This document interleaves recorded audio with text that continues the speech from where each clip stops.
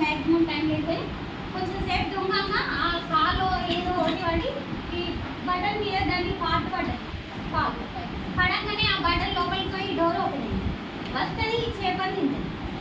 చేపలు తిన్న తర్వాతనే పళ్ళ పెట్టింది. ఫస్ట్ ప్రయత్నం చేసింది. ఫస్ట్ సారి పెట్టినప్పుడు ఒక 10 సార్లు ఎగిరింది అనుకో, దుంకింది అనుకో, అట్లా కదలికలు ఒక 10 సార్లు ఉండడం అనేది ప్రతిస్పందన అంటారు. ఇక్కడ ఫిష్ అనేది మనకు ప్రేరణ. అదేంటిదంటే దాని పేరు సైకాలజీలో ఉద్దీపన అంటారు. ఉద్దీపన. ఈ ఉద్దీపనకు ఈ పిల్లి అనేది రెస్పాన్స్ ఇచ్చేదాన్ని ప్రతిస్పందన అంటారు.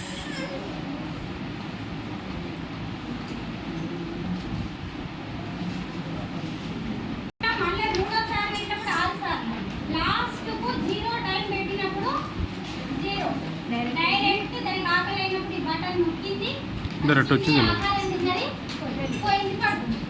అంటే ఫస్ట్ సారి ప్రయత్నాలు 10 సార్లు చేసినప్పుడు 10 సార్లు ప్రతిస్పందించినప్పుడు ఒకసారి ఫస్ట్ టైం 10 సార్లు ప్రతిస్పందించితేనే దానికి ఆహారం దొరుకుతుంది. లాస్ట్ వరకు ఏంటిది, దానికి ఆకలి అయినప్పుడు డైరెక్ట్ హోటల్ మనం పోయి తిన్నట్టు ఫస్ట్ పోయింది, బటన్ నొక్కింది, వచ్చింది, ఆహారం తింది. అంటే దీంతో ఏమవుతుంది, యత్నాలు ఎన్ని ఎక్కువ సార్లు చేస్తే ఆ దోషాలు అనేవి తగ్గిపోతుంది. ఇప్పుడు ఫస్ట్ టైం 10 సార్లు చేసింది, లాస్ట్ టైంకు 0. ఇక ప్రయత్నాలు అనేవి ఉంటాయి, డైరెక్ట్ తినడం.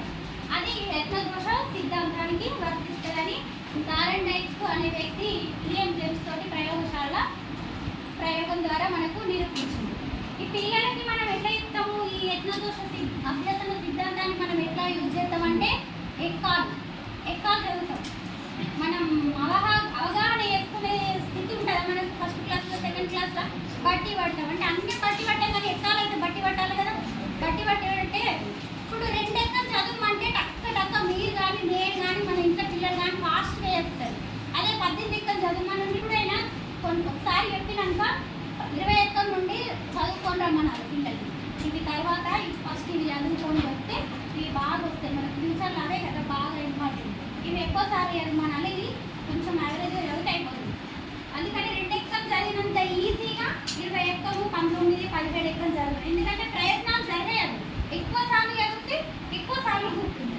ఎక్కాలు, ఈత కొట్టడం, సైకిల్ ఫస్ట్ మనం ఎక్కగానే స్పీడ్గా అనుకుంటున్న వాళ్ళమా